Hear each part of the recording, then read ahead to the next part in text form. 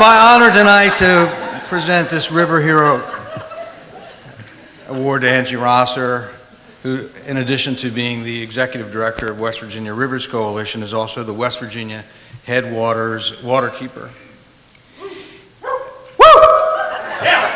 Not long after I met Angie, I realized at my advancing age that she was the kind of leader that comes along maybe once in a generation, and I didn't know when or how she was going to do it, but I know she'd start to change things.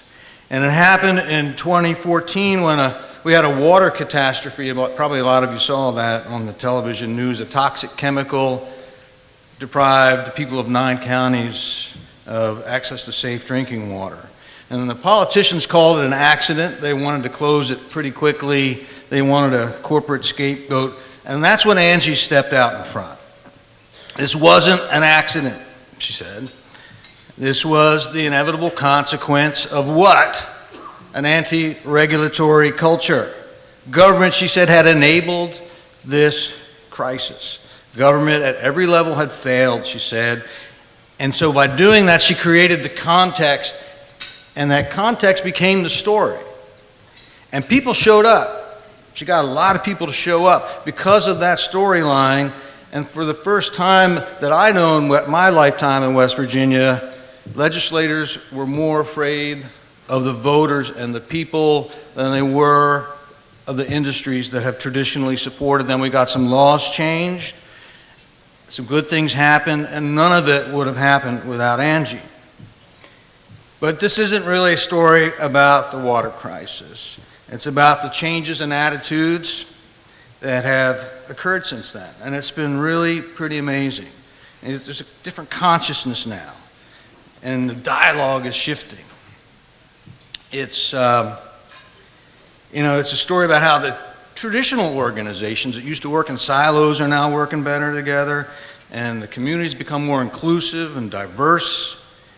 And it's a story about growing government power that's transforming the way West Virginians think, not just about their water, but about their place, about the character of the state. But I got to say, too, it's a story about love. I learned this from Angie. Just love everybody. It's a lot easier that way. If you don't hate anybody, if you love everybody, you get a lot more done. And she definitely walks that. But, there aren't a lot of people who can reach across the party lines the way Angie does. Across that ideological divide, that cultural divide that divides not only West Virginians, but most of America today.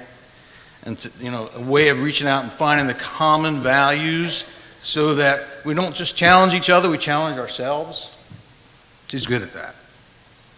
And I got to tell you, you all know this because it's hard where you are. It's hard to do this kind of work in West Virginia.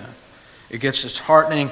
But I'll tell you something about Angie, no matter how bad it gets, when people feel down, people feel like we're going backwards, there she is, pulling them up, dusting them off, getting them back in the game, letting them know that, we're going to get there someday. So I think that's what leaders do, and that's what heroes do. This is my friend, my colleague, my hero, West Virginia's hero, Angie Rosser.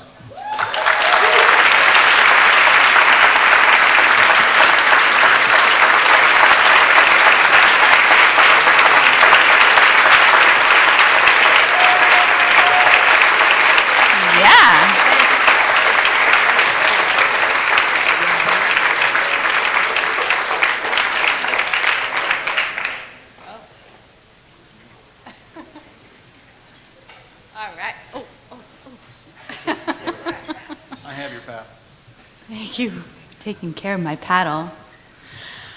Whew. All right. This is amazing and humbling. And I mean, the best thing about this for me is realizing we're not alone, and West Virginia can be a lonely place to do this kind of work, but we're West Virginia people. This is for them and my team back home who take on big issues in really bold ways, and we take our hits, and there are dark days and discouraging days. It's like, what, are we making any kind of impact? But we keep going, and that's what I admire about the people I work with. I was drawn, I'm from Ohio, I'm an Ohio girl. I was drawn into West Virginia because I fell in love with its rivers and mountains. And to be in a position now to protect what I personally value and what means so much to me is deeply profound. But in this job, I've learned that it's more than just protecting this river or stream. It's really about people. And I learned this when I just started listening to people's stories in West Virginia. And when they responded to the kind of work I did, what I heard, the common theme was this sense of deep loss. The stories about, I used to hunt ginseng on that mountain. Or, I used to fish in that stream with my dad, and now I can't even take my kids or grandkids there because there's no fish left. Or, we had this amazing well that's been contaminated, and now we can't even trust our public drinking water supply. So it's this sense of loss coupled with a sense of helplessness that saddens me, but also motivates me. We're working in a fossil fuel extraction state. And with that is this acceptance of we are the sacrifice zone, that it's black lung disease, it's poisoned water, it's lost fishing and hunting lands, and that's just part of the deal. And what I hope we're all doing together is saying, no, that's not part of the deal, and we didn't make this deal.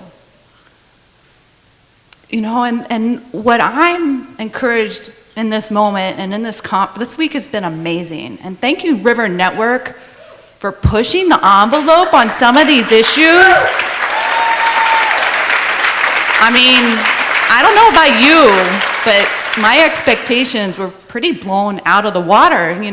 It's just like, but it's affirming that we're in this moment, we're in this incredible moment of this convergence of energy. Politically, economically, we're kind of forced into this intersectionality of how do we, work across movements and across issues of oppression and justice. I think we're realizing now we're having to do this, and it's a palpable thing I've felt this week. And it reconnected me with a quote by Robert F. Kennedy, and he said, "Few will have the greatness to bend history itself, but each of us can work to change a small portion of events. It is from numberless diverse act of courage and belief that human history is shaped. Each time a person stands up for an ideal, or acts to improve the lot of others, or strikes out against injustice, he or she sends forth a tiny ripple of hope. And crossing each other from a million different centers of energy and daring those ripples build a current which can sweep down the mightiest walls of oppression and resistance." So, what I'm feeling in this moment, in this space, in this conference, with you, all of the heroes that are you, that each of us are centers of those energy, rippling to build that current of hope and change and justice and love. And for me, I do love everyone. There's an advantage to that. Just think about it. Love is where it begins. It's where I think all of our passion begins, and I'm feeling this room. So, along with this ripple centers of energy thing, can we all just kind of put our hands to our hearts, just take a deep breath, and feel that love. And now just take it out and let it ripple out. Can we ripple to each other? Ripple, come on, West Virginia back there, ripple to me, ripple to me. Woo! That feels good.